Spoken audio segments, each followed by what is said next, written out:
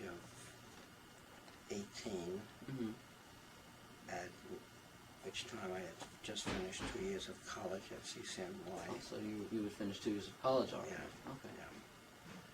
And I ended up with the 26th Infantry Division, Okay. which was then on maneuvers in Tennessee. Mm-hmm. And maneuvers was a way of duplicating conditions under which a war was fought. Right. Two big units would oppose each other, and you lived out in the woods, Just like a real Yeah. battle. A real. and couldn't have fires, Okay. you couldn't have light at night, Right. and one unit, the Blue Army, opposed the Red Army. Right. That was maneuvers. Okay. So I guess what were your general feelings about the war before it had started? I mean, Well, what did you think? The war began, as you know, Mm-hmm. when the Japanese attacked Pearl Harbor, Right. December 1941. Mm-hmm. I remember it was on a Sunday, and I was lying in bed, half asleep, listening to the New York Giants game, and all of a sudden the announcement broke. So, Right. and the feelings were that at that time that our country was attacked, and that we had to defend the country. Right. And at that time, prior to Pearl Harbor, the Germans had conquered a good part of Europe, Mm-hmm.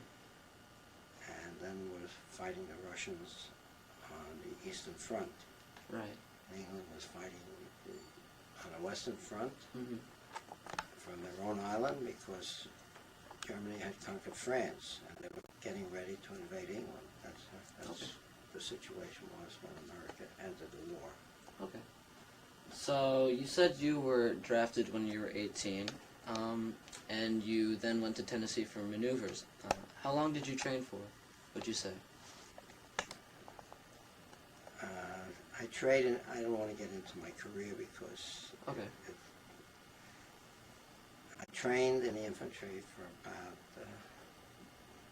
about 5 months Mm-hmm. in the infantry, Okay. and I was with a rifle company. All right. Did you have any family members in the war? Yes, my brother, who was drafted shortly before me. I was drafted in April, he was drafted in February. Mm-hmm. He ended up in the field artillery with 155 millimeter howitzers, Okay. and he also served in Europe, and he served in the Battle of the Bulge, and he doesn't talk much about it. Oh, well, must have been pretty serious. Yeah. So, So my mother at that time had 2 sons overseas.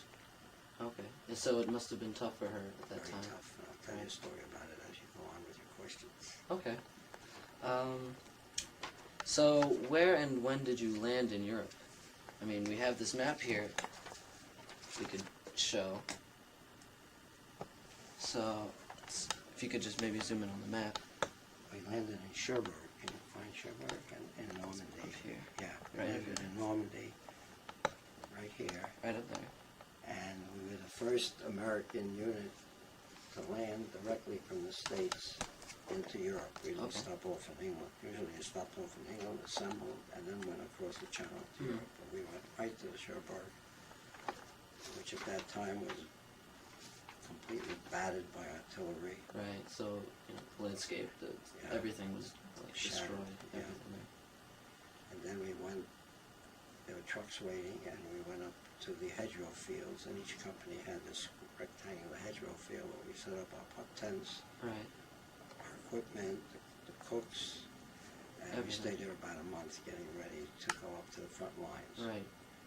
And while we were in Normandy, we used to hike every day 2 hours, Mhm. 9 o'clock to about 11. Right. And one day they took us down to see the beach, Normandy Beach. Okay.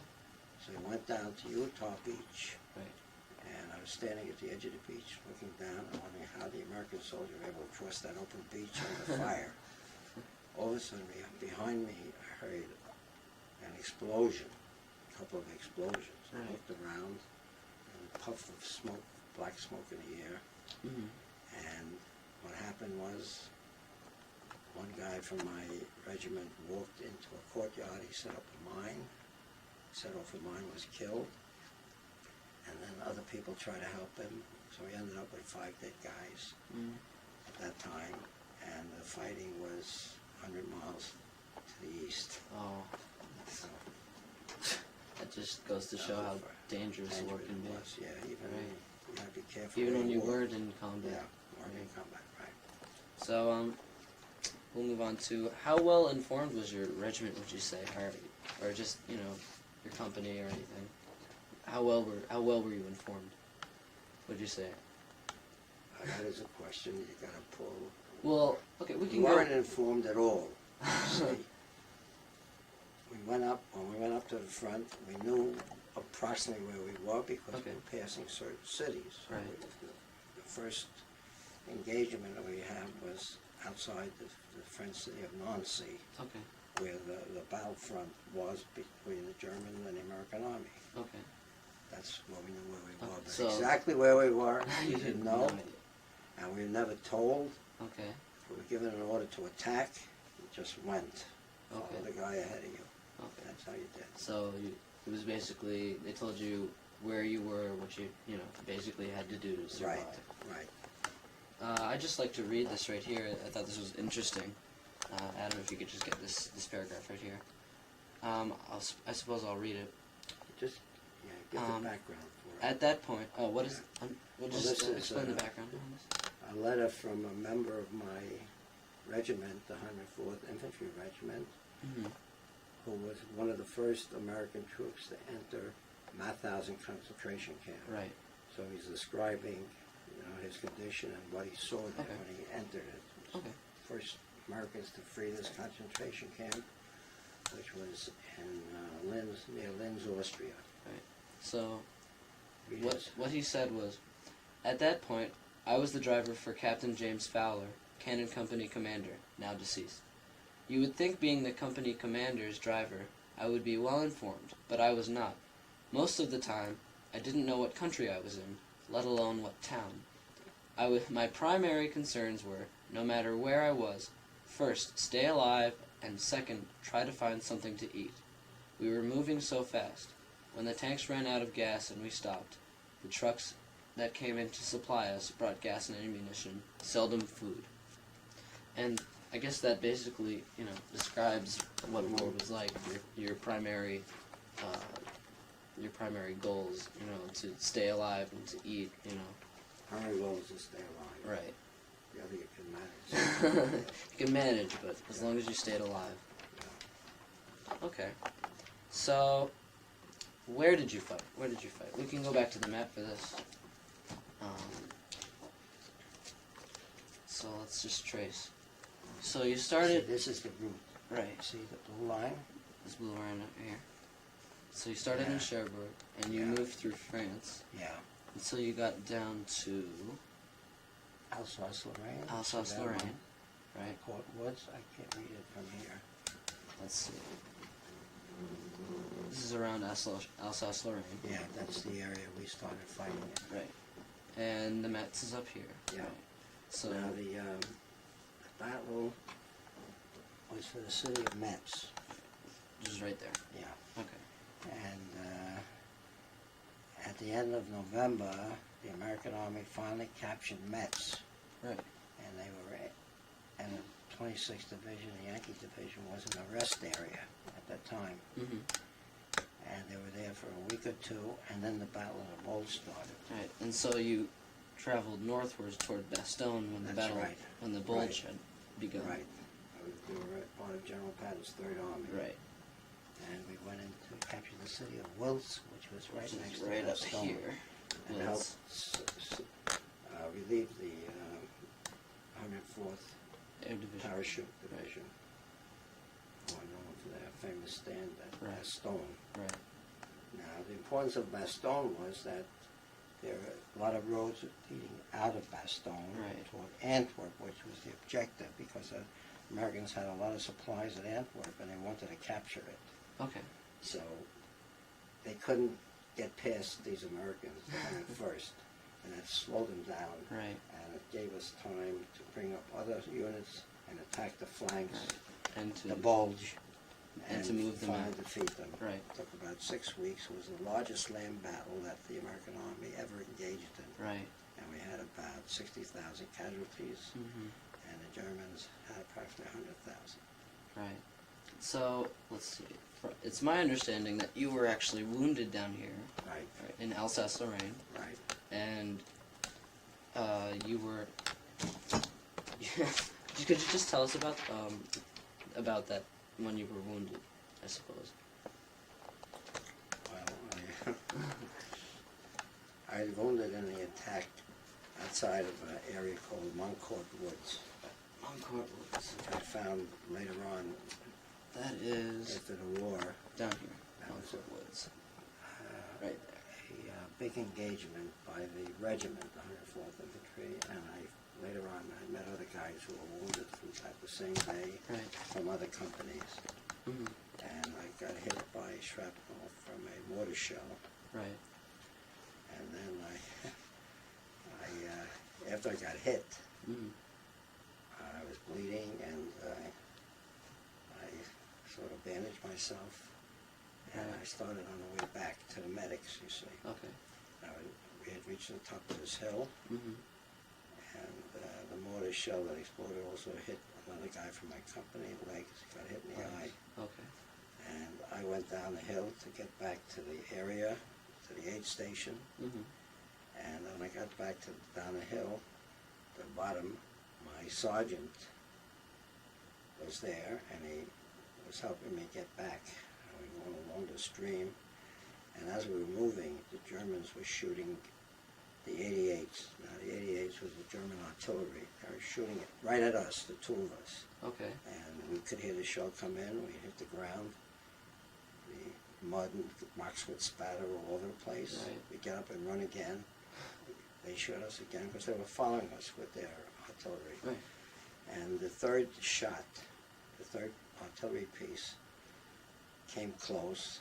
It blew me into a stream, and I was suddenly up to my knees in water. Clark climbed out of the scene, and my sergeant was rolling on the ground and got hit in the rear end. Oh. So the two of us went back together, and about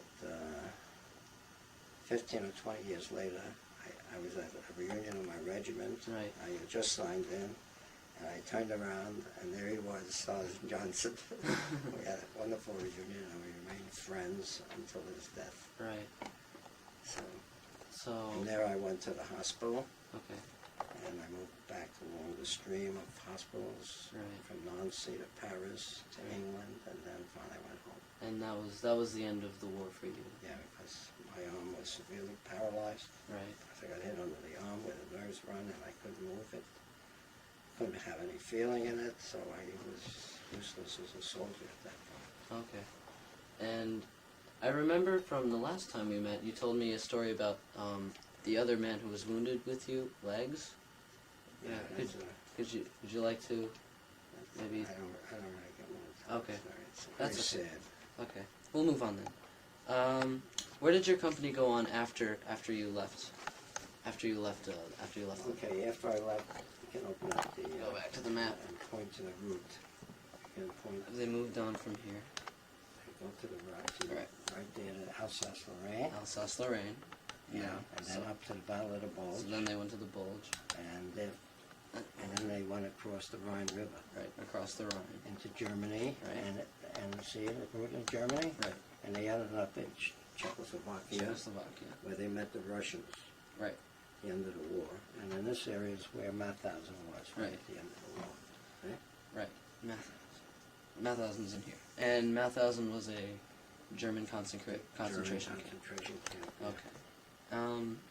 So what were your reactions after hearing about the concentration camp? What were your first reactions about hearing of these atrocities? Well, for one thing, a lot of people don't realize that we didn't know as Americans, Mhm. and I'm Jewish, as a Jew, that the Germans were slaughtering people in concentration camps. Right. That came out it first came out when the Russian army freed Auschwitz in Poland in 1943, Right. and in our area, the American army freed Dachau and Buchenwald. Right. You see, The other two big ones. and that was the first time that the American army knew that there were concentration camps, Right. and their main function was to kill Jews and other people. Right. And when they came into these concentration camps, they were shocked by what they saw, all the dead bodies, the people who were half dead, diseased, starved. Right. And the American Army, when they came into these camps, did everything possible to help these people, Right. medically, with food, and so forth. Okay. There's a statement from President Eisenhower, or wasn't president, or was he president? It was a general. He was a general at the time. Yes. And this is his reaction to seeing a concentration camp. This is now in the US Holocaust on the Museum. wall, embedded on the wall in stone Right. at the U.S. Holocaust Museum in Washington, D.C. Right. It says, "The things I saw begar description, the visual evidence and the verbal testimony of starvation, cruelty, and bestiality were so overpowering. I made the visit deliberately, in order to be in a position to give first-hand evidence of these things if ever, in the future, there develops a tendency to charge these allegations to propaganda." So, basically he was in awe of what Yes, was going on. Shocked, and so was General Patton. Mhm. I saw on History Channel a visit of both of them to a concentration camp, and into these tough, battle-hardened generals. It was very tough. Right. A shock, and to the American troops that were in there, it was a shock. Another thing I thought was interesting was that your company actually freed the camp that Simon Wiesenthal was Right, in. right. So now, what is Simon Wiesenthal doing today? I think he's still alive. Right. I don't know. Or what did he do after he was freed? Well, he became. See, when the concentration camps were liberated by the Allied Army, Mm-hmm. the people that ran the concentration camps, that planned the slaughter of all these people, Right. fled, and a lot of them ended up in Argentina. Right. And his job was to bring these people to justice, to find them and to have them prosecuted for what they had done. Okay. And one of the biggest captures was the Eichmann, Right. who was in charge of all these camps and all the slaughter, planning it and running it. And they found him in Argentina, Right. and the Israelis came in there and secretly got a hold of him and took him out of the country.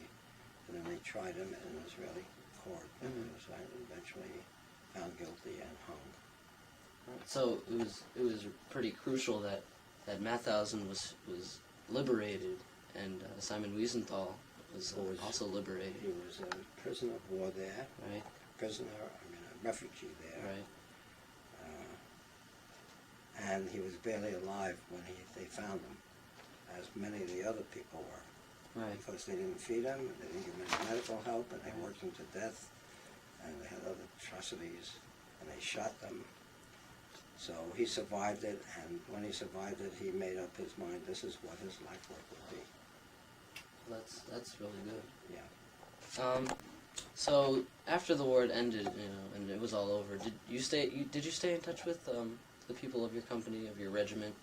Yeah, see, I belong to the Yankee Division, the 26th Infantry Division, Right. which was a National Guard division from the state of Massachusetts. Mhm. And when the war started, they were in training, and they were supposed to go home after a year, but the war ended that, so they stayed in. Right. And there was a very famous division also from World War I. So we have an organization Mm-hmm. called the YD Veterans Association, Right. and also the 104th Infantry Regiment Association. Mm-hmm. So we had a way to keep in touch with each other. Right. And every year I go up to the reunion of the 104th Infantry Mm-hmm. Regiment, and I see the guys that I was in combat with, that I trained with, Right. those who were still alive, and then I got to know a lot of the other guys from the regiment. Okay. Okay. So, I guess we'll move on to how does having been in the war affect you today? You know, I mean, we know the physical, you know, with your arm not being able to, you know, being paralyzed. Well, today, time heals a lot of wounds, you see. Right. So it's 61 years since D-Day. D-Day was June 6th, Mm-hmm. recently. So, but at the end of the war, a lot of my friends, 20 or 30 guys that I knew personally, that I trained with and knew otherwise from my regiment were killed. So it was a sad burden to bear. Right. Very sad to bear. That at that age of 20, you find, you know a lot of guys who were killed, died. So that was tough. Yeah, that was tough. Okay. So, I guess we'll just explain a few of the items we see here. You know, the poster and these few items. Could you please explain what this is? This is the Combat Infantry Badge. Right. It's worn by every Combat Infantry Rifleman's Badge. It's awarded to every combat infantryman who Right. fought in war. And the significance of this is that it's an indication that the people that wear this badge, were exposed to war in its very bitterest right on the front lines. Right. And if you see somebody with a bunch of ribbons, Mm-hmm. the Combat Infantry Badge is right on top. Right. So it's very prestigious. Yes, very prestigious. And this is the badge of your, or the This is seal Yeah, of your pen of the 104th 104th Infantry Regiment. Right. And